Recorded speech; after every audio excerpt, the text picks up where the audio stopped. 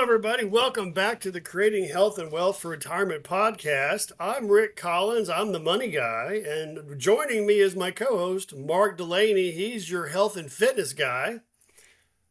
We always wonder what we're going to talk about every week. And this week, an interesting topic came up. Mark, you said you've got something on your mind that you need to share with our listeners. What's the good news? Yeah, the interesting thing about this thing is called pain, Pain. And I think it can be used as a tool to propel our lives forward, or it can be used as a crutch to keep us from moving forward. And so I'd like to discuss with you the objective of pain and its purpose and how it can help us if we choose to see pain in its proper perspective. Wait a minute, Mark. You telling me that pain can result in a positive outcome?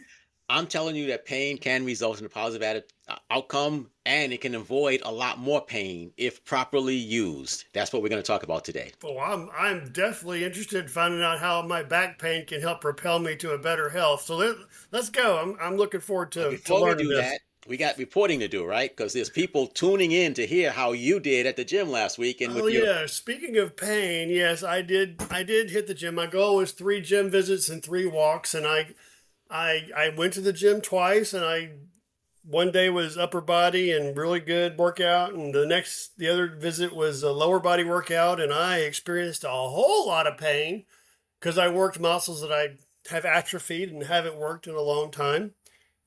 So some pain is good. Like it's an indicator that delayed onset muscle soreness (DOMS) means I worked some muscles and I actually tore those muscles, and so they're rebuilding. That's how muscles grow. And the third workout I did at home with some dumbbells and body weight. So I got my 3 workouts in. Um, my Aura ring that I use, I mentioned it last week that it was telling me I was 4 years ahead of my chronological age in my cardio age. Now it's 3.5 years, so it's coming down, getting better. that's good. Um, That's a good thing. so yeah, this week I'm gonna do.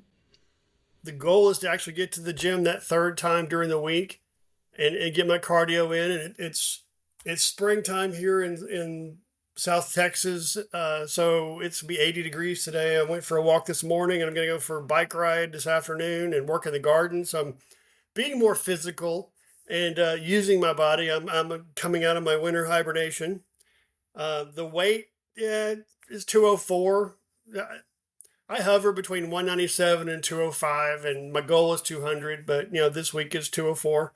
Um, and that'll get better as I get more active because my eating is better. It's just I've been fairly sedentary. We actually had winter in Texas last week. It was in the low four highs in the low 40s, upper 30s, and low 40s. So I didn't venture outside too much, but Oh, you looking poor forward to thing. keep doing You that. poor thing. You poor thing. But that's what I got. I hit my goals and I feel good about it. And that even though I was tired and sore for a day or two, it's a good sore. Tells me I did something. I worked my body like I need to so I can get stronger. So pain served the purpose. It can be an indicator of, hey, I did some work. And so, yeah, I'm sore. So, yeah, you are correct. It's a good positive feedback loop at least. But I'm interested in people using pain as a way to propel themselves forward. But we'll get to that in a minute. How was your week? How's your check-in going to go? So my check-in, I was committed to making a good video for the week. I did that, and I was also committed to getting to 10 people a day. And I got to the total of 50, but I didn't get to them 10 a day. I had a slow day on Monday. Tuesday was great.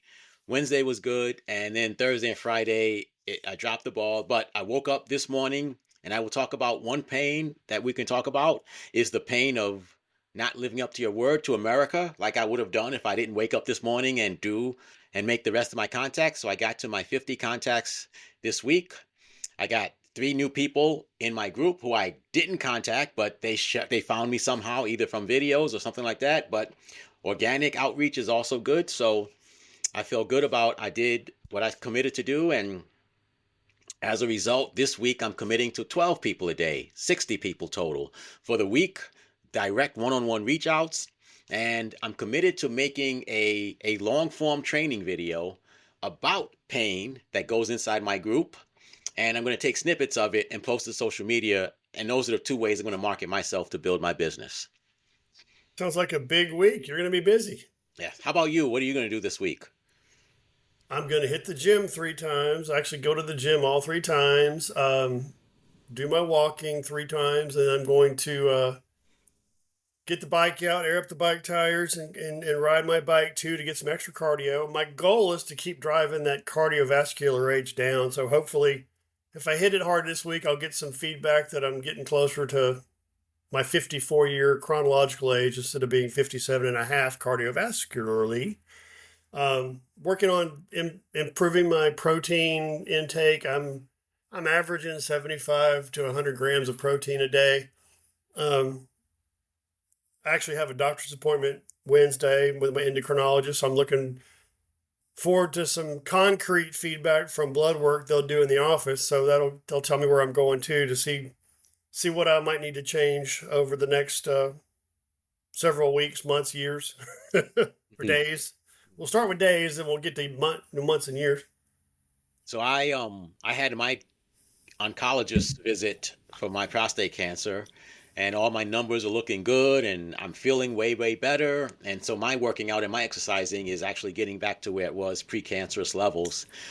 Before cancer, I could run an 8-minute mile, which based on Olympic terms isn't a great time, but based on a 64-year-old man, that's a really good time. So I'm trying to get back to that. I did 8.32 minutes for a Wow, mile this week, and I ran 4 miles one day at under 9 minutes a mile. So that is impressive. it's pretty good for an old man. Um, and so I'm Heck, continuing. my 14-year-old can do a 7.5 minute mile, and he runs cross country. That's impressive that you can do that at your age. For a man your age, that's awesome. I'll take that. And I kind of am using pain as a way of, motivating myself and inspiring myself to keep moving forward. And I will say, and we'll talk about it, I'll let this be a transition. And Rick, I'm going to lead most of the conversation, but feel free to jump in with questions or comments or stories or disagreement. I mean, you disagree with me all the time. So if you disagree with something I say, feel free. Let's make it a discussion. But one of the things that drove me to get to my 50 plus people this week was the pain of coming on this station and saying, I didn't do it, guys, and coming up with a bunch of excuses that basically that pain, to avoid that pain, made me do to get something else, if that makes sense. So one of the reasons first of all, did that make sense, Rick? You look So puzzled. you're telling us that avoiding pain can be positive, even though you're not experiencing pain. Just the thought of what would happen if you didn't do what you said was pain enough to get you moving and motivated. That's an interesting take on pain. Pain avoidance is really a motivator. A lot of people people they only touch a hot skillet one time and they don't ever do that again. They learn from that pain, but if you could actually visualize what it would be like to fail at meeting a task and that motivates you, that's impressive. Well, this is March 1st that we're doing this recording, and when this recording hits live, it'll be March 15th for a lot of people, and that means corporations have to file their taxes with the IRS, and people don't do that for pleasure. They do that to avoid the pain of what the IRS will do to them if they don't do it, and the same thing is true on April 15th. So we naturally do a lot of things to avoid pain. Here's the thing. Most of us avoid doing things and we create pain as a result. Most of us avoid doing things and we create pain as a result. When you learn to do something to avoid future pain, you live a better life. That's the main point that I want to make in this message today. I can tell you look a little inquisitive, so I know you have a question, Rick. What are your thoughts on that? No, I was thinking about a quote that I've used it before. Jim Rohn was a business and motivational speaker, and he said, there's everybody goes through pain. There's the pain of discipline or the pain of regret, and the pain of regret is a much heavier price to pay. And so I agree with you. I was trying to align that with what you're saying, and it's true. If I can do something today along the way that will make my life better, it's much better for me and my outcome to do the small things today instead of wishing I had done the things I should have done all along 10 years from now when it's too late and I have to work harder to undo what I let atrophy or let fall in disrepair because I was too lazy to do it along the way.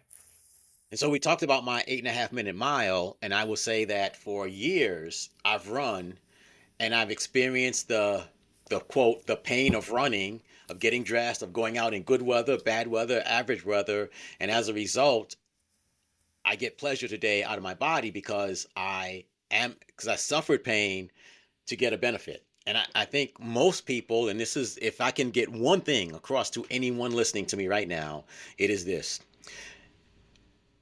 accepting a small amount of pain to create future pleasure or the avoidance of more pain is always better than avoiding pain today and suffering whatever happens down the line. Yeah, I'm actually dealing with that right now because I actually have a weird hip pain that every step I take is actually hurting. But I know just from personal experience that if I ignore it and don't push through that and fix that little hip pain, it's going to get worse and worse, and my muscles will atrophy, and it'll be harder for me to be mobile, 10 years from now. So I do go to the gym and I do hip rotations and flexor stretches, and it actually hurts a little bit more when I leave the gym than when I start. But if I didn't do it, 5 years down the road, I will have hip replacement surgery, or I'll fall and break a hip because my leg muscles would get so weak. So it's definitely worth a little pain now to avoid a lot of pain or regret, pain or dysfunction later. So I think that the one of the things that I would love to get people to really understand is that I believe there are five kinds of pain, and they all have their purpose, they all have their benefits and their detriments. But the first kind of pain is mental pain, and by mental I mean I'm looking to the future and I'm seeing something that's coming to me, and it makes me fearful. It gives me there's a word I'm looking for. It's not coming to my mind ahead, but foreboding. Kind of like, you look at a movie, there's the music changes, something's about to happen. Well, all of us can look into our lives and see bad things. And if you can't, I'm going to tell you this: if you're not taking care of your body, you can see your future is going to be a lot of doctor's visits, a lot of prescription drugs, and a lot of surgeries, right? Rick, that's for all of us. It doesn't matter who you are. If you're not taking care of your body, your future is going to be filled with pain. Now, that pain can motivate you and inspire you to take action today, as it did with my 50 people for this week, to not come here and say I didn't do that. So the first type of pain, Rick, is mental. Looking to the future, seeing something bad is coming your way, and hoping that that inspires you to do something to avoid that future incidents. Yeah, in my world, in the financial planning world, I talk to people all the time that they're in their 40s or their 50s, and they tell me I haven't saved enough for retirement. I'm going to have to work until I die. And I talk to them about how that looks. I'm like, if you can make some slight changes, even today, it's not too late. But they're convinced that, well, there's no hope, and I show them how they can do things a little differently, make some small sacrifices now, so they don't have to work until they drop dead at their desks. They can actually one day afford to be able to retire and still enjoy life. Because I don't believe we're destined to work till we drop. Um, but yeah, that motivates a lot of people. If they see that glimmer of hope that they don't have to live, they're resigned to, I'm gonna never get to retire. I'm always gonna have to work to make ends meet. And I hear that pain that you're talking about, that mental pain, and I give them that little glimmer of hope of what if we could do things a little differently, and you could actually walk away from a job and still enjoy your life. And they just latch onto that because they were feeling hopeless and helpless until I show them that there is possible outcomes that are different than what they had in mind. And what's interesting is when it comes to people's bodies, the same thing is true. I mean, those little aches and pains do not get smaller because you move less. They actually get smaller because you move more or seek a doctor's help to figure out what's going on within your body. And so when you look, if you were to go to an emergency room or go to a hospital parking lot, and you'll see, number one, there's more buildings medical buildings all around everybody's town. I don't care where you live. There's a new cancer center there. There's a new urgent care center over there. There's a new something. They're not building those buildings because people are getting healthier. They're building those buildings because the older people are getting sicker and sicker, and there's money in sickness. There's no money in health, unless you do what I do. The point is, taking care of your money, taking care of your body, and taking care of your relationships are a great way to avoid future pain. But that's mental pain. The second type of pain is physical pain. And I think there's two types of physical pain. There's the pain of taking action, and there's the pain that we feel inside of our bodies. So those are two separate types of pains. They both tell us something. If you're not doing something in your life, Rick, right now that's uncomfortable, you're not growing. If you're not doing something that makes you feel like trepidation and you have to learn it, you fail a couple of times, you get a little bit better, then your life's not growing. You're actually shrinking because you're absolutely staying the same. Any thoughts or comments on that as it relates to? Yeah, if you're not pushing boundaries or, like the muscles, if you're not exercising muscles to the point of them needing to repair themselves, they're not going to stay the same. They're going to shrink and atrophy. And that's the same way with finances is if you're spending every penny you make because it makes you feel good, you're buying plastic crap and $7 coffees, and you're living paycheck to paycheck, um, you're giving in to the I'm going to enjoy today, live life to its fullest, but that never gets better. You're just delaying that regret of having to go to work when you're 70 years old. I mean, nobody wants to be a greeter at Walmart in their 70s. They have to, That's correct. and it's just terrible. And so I would say, Rick, three things that someone should, should experience the pain today that they can do that'll give them the benefits tomorrow in their retirement. Does that make sense? Yeah, Three things that are painful to do today, but the benefits will pay dividends in the future. I think the first one is be honest with yourself about where you are, what you want. Most people live in denial. That's a mental pain, but still, for and really, it's looking at where your money's going. What do you want? Where are you spending all your money? And then what are you going to change? And change is really hard for people because it's painful mentally and can be physically as well. Of changing something slightly today and being consistent with that will lead to a better outcome and less pain in the future. So you're the wealth guy, but I think what you're saying is that they should at least save 10% of their income for somehow or another, put it away for the future as opposed to spending Yeah, it all. That's one of the things. And for me being a health guy, I think it's walking. I think it's thinking about what you put in your mouth before you do it, or inside your body in any way, shape, or form before you do it, and a combination of getting adequate rest and alleviating stress. Like those are the three things I would recommend anybody start doing. Going for a short walk, as short as even if it's 2 minutes, just go for a walk, and then it'll go to 3 minutes, and it'll grow. Look at what you put in your body before you do it, and then number three, get some rest and alleviate stress. So sounds that's good. physical pain. Now there's an emotional pain, and that's where you're suffering in something right now. Something's going wrong in your life and you feel pain, whether it's an argument with your spouse, whether it's a stomach ache, whether it's your bank statement, you're overdrawn and you just got a $40 bounce check charged. No matter what it is, if you experience pain, it's an indication that something must change. I call that emotional pain.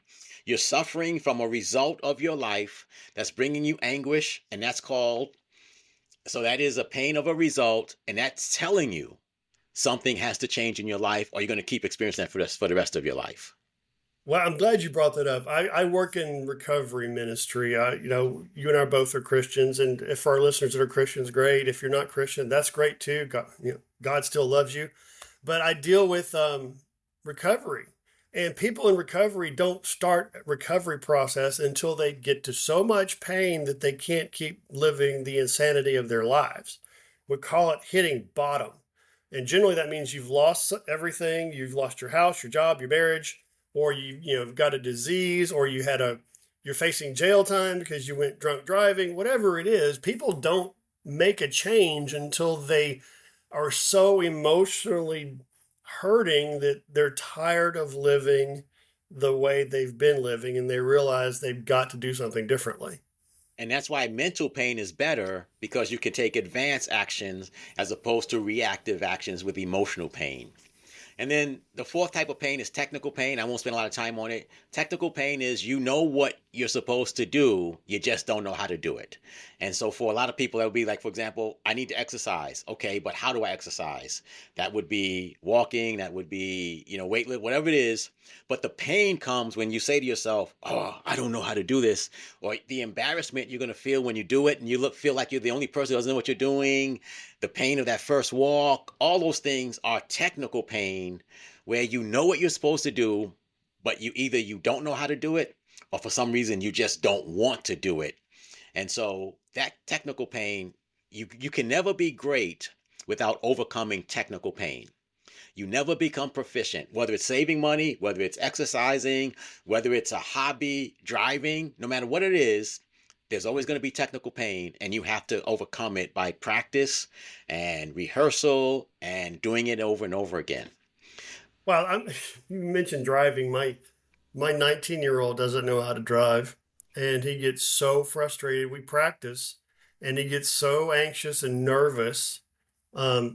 He's 19. He lives on his phone. I mean, his world is right here because all he does is look at his phone. But he's nervous to learn how to drive, and I've tried, taking him driving. I've hired driving coaches. He won't practice. He just rather give up and go back to his room to avoid that uneasiness of learning a new skill. And it's definitely a technical pain that's holding him back. And I think that we all have mental, physical, emotional, technical pains. How we deal with those pains, and I want to talk for the rest of our time about one thing that I learned about from a guy named Shirzad, who runs something called Positive Intelligence. And he starts out all of his classes with, all pain that lasts more than a second is a total waste of your time and energy. And I'm like, what? Yeah, I What? had the same look on my face when he said that. And then he goes, pain is an indicator that something must change. In all cases, pain is an indicator something must change. And he says, imagine you put your hand on a hot stove. You feel the sensation and you instantly move your hand. Well, to keep your hand on that pain would be silly, right? It'd be Yeah. stupid. It'd be dumb. Well, the same thing is true of your mental, your physical, your emotional, and your technical pain. You've got to do something. It is a signal that something must change. It is a signal that something must change. So if I'm foreboding something in the future, mental pain, I need to change how I associate that to and get to focus on the pleasure of getting that done. If it's a physical pain in my body, I got to examine why that is. Sometimes it's because of my immobility and inaction. Sometimes there's a medical problem I need to go and investigate. If it's emotional pain, then I'm in a bad place. I need to do something different to alleviate the emotional pain. And if it's a technical pain, I need to learn how to do better at what I'm doing. Why do Instead of you think people don't make that decision to do something? So Rick, my best answer is because they never heard me talk about pain before. So they never heard, it's amazing to me how many people have never heard the analogy of pain is an indication that something must change, as opposed to it's just a consequence. And, the whole no pain, no gain theory of life is. So I think that people don't understand that pain is an indication that something has to change. Whether it's you and how you see something, whether it's what you're physically doing, or whether it's something you're technically doing to improve. If we see pain as an indication that something must change, and I get to decide how, pain can be an asset to help us create a better life. It's interesting. I've got a quick little story. My wife's aunt came back from a trip to Ireland, and her back was hurting, and she thought she had sat wrong on the plane or whatever. Then it got worse and worse and worse, and to the point where she could no longer walk. It was hurting so bad, and she's in a wheelchair now. She went. She's in part of an HMO. She's Social Security HMO, and they just gave her drugs to.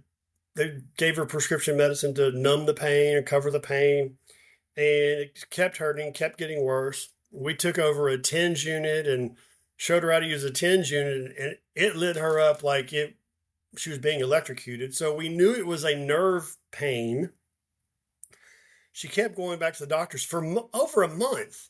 And the doctors were so slow to do the right test. They finally did an MRI. They found a tumor the size of a lemon in her pelvis that they don't even know if it's cancerous or not. But if she hadn't listened to the pain and kept harassing the doctors, she would not have found out she may have cancer, or she may be able to fix this with radiation or surgery. A lot of people would just stay stuck in that spiral and just be relegated to life in pain until whatever they're avoiding kills them. And I think that that's true with our bodies. I think there's a lot of people in hospitals right now, heading to the emergency room right now, and who have unfortunately passed away right now because their body was telling them something's wrong, but they never investigated. You know, not all cancer is easily diagnosed, but once upon a time, we men had to have a prostate test by a doctor sticking a probe up our behind. Now Yep. it's a simple blood test. But the pain of that probe up a lot of men's behinds kept them from getting their PSA tested, their prostate tested. And they ended up with finding out they had prostate cancer too late for simple, uninvasive procedures. And I think the same thing is true with our blood pressure, our blood sugar, our cholesterol numbers. If you don't know what your numbers are, you are avoiding a pain. Get tested, figure out what's going on with your body, and take so you can take preemptive action as opposed to the pain of prescription drugs, hospital visits, surgeries, and stuff like that. Give us some money tips when it comes to pain, Rick. Things that are going to happen in the future if they don't do something.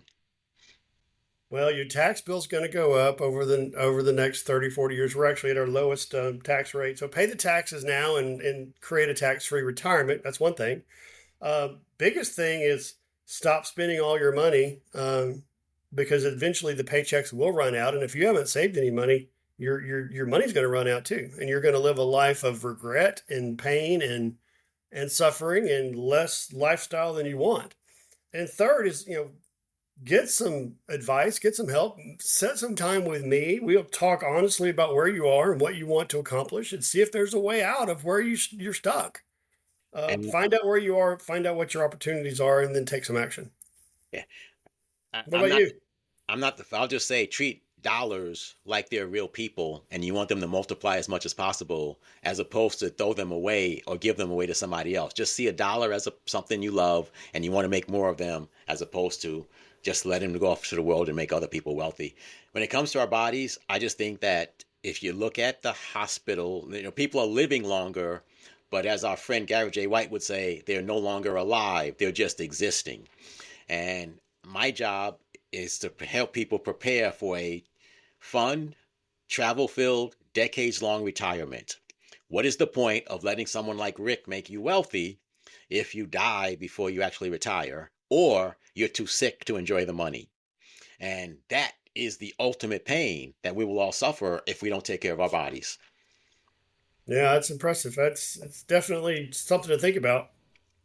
Well, no, pain, thinking about something is the pain. It is the actions to do something about it that solves and eliminates the pain. So, Rick, I don't know any last thoughts on pain. Pain can be good or bad depending on how you interpret it, and if you can use that as fuel to get better, then that pain is useful. I've got tons more. We could go for an hour on this whole pain subject. And so I'm going to say that if you aren't in touch with me, go to the School of Health, SKOOL. This lesson, a full lesson on pain, will be up there. And if you follow me on social media, you'll see videos about this, about that I did about the whole pain thing. Rick, any last thoughts, or how can someone contact you? Yeah, you can visit my website, getmydebtfreedate.com, getmydebtfreedate.com, and we can schedule a time to talk and do a free strategy session and discovery session. Look forward to talking to you and helping as many people as possible, because nobody else is going to help you with your finances. It's up to you to take action and talk to me. So can I take a minute and just we're going to go like maybe 30 seconds over our time, but and talk about my free group and how I'm because of my cancer treatment, because of what I went through with cancer, I want to help everybody I can avoid going through cancer, or at least going through it a little bit easier. In the School of Health, the SKOOL of Health, I created it. I'll help you for free with no strings attached. It doesn't matter who you are or your background. I want to get you on a health journey to help you start preparing to avoid a lot of pain in your future. Rick, last thoughts, comments, and say goodbye. Tell you what, I've enjoyed talking about this. Pain is a trigger, and pain is a way to move forward. Next week, we're going to talk about what if, the possibilities in your life, and looking forward to having that conversation. What if? Cool. So, my last words this week, everybody, pain. Use it as a tool to create the life you want to live, because where there's pain in your life right now, it's calling you to do something to create future pleasure. And then the last thing is, you can experience what amounts to 10 minutes of pain to solve a problem, or spend the rest of your lifetime in pain dealing with the problem. Say a last goodbye, Rick. I hope everybody enjoyed their conversation. Take this as wisdom to change your life, and talk to you soon. Hopefully, join us again next week. Have a great week, everybody. Peace.